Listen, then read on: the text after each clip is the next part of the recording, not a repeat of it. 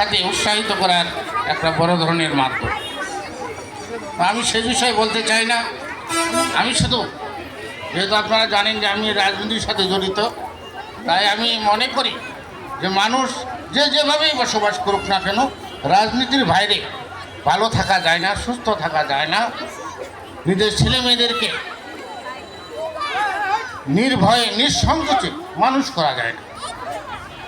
এই জন্য আমি মনে করি যে আমাদের ছেলে মেয়েদেরকে মানুষ করতে হলে, যে আমরা যদি খালি সার্টিফিকেট অর্জন করার জন্য আমাদের ছেলে মেয়েদেরকে শিক্ষা প্রতিষ্ঠানে পাঠাই, তাহলে আমার মনে হয় ভুল হবে।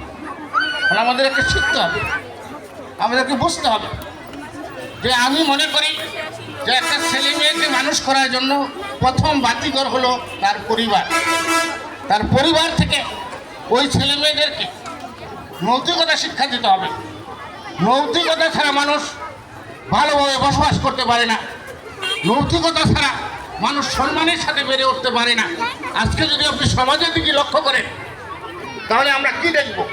যারা সার্টিফিকেট অর্জন করেছে, আজকে রাজনীতিবিদদের প্রতি মানুষের আস্থা নেই, আজকে প্রশাসনের প্রতি মানুষের আস্থা নেই, আজকে কর্মচারী কর্মকর্তাদের মাঝখানে মানুষের আস্থা নাই।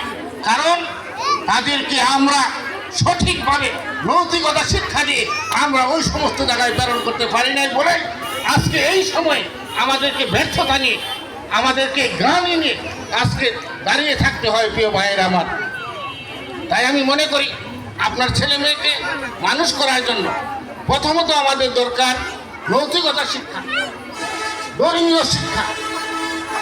আদর্শ মানুষ করার জন্য যা করা দরকার আমার মনে হয় আপনারা সবাই সচেতন।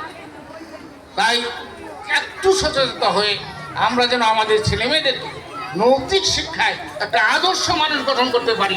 মানুষ কিন্তু সার্টিফিকেট ছাড়াও আদর্শ হয়। আপনারা খেয়াল করবেন, রবীন্দ্রনাথ ঠাকুর তিনি কিন্তু মহাকবি, কিন্তু ওনার কোনো কিন্তু প্রাতিষ্ঠানিক সার্টিফিকেট নেই।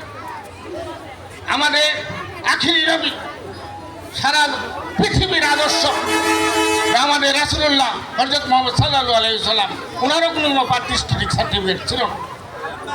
প্রিয় ভাইয়েরা, তাই আমি মনে করি আমরা সার্টিফিকেটের দিকে বেশি দৌড়াদৌড়ি না করি আমরা আমাদের ছেলেমেয়েদেরকে নৈতিক শিক্ষায় আমরা যদি শিক্ষিত করতে পারি, তাহলে আমরা মনে করি যে আমরা পিতা হিসাবে, আমি মাতা হিসাবে নিজেকে গর্ববোধ করতে পারবো।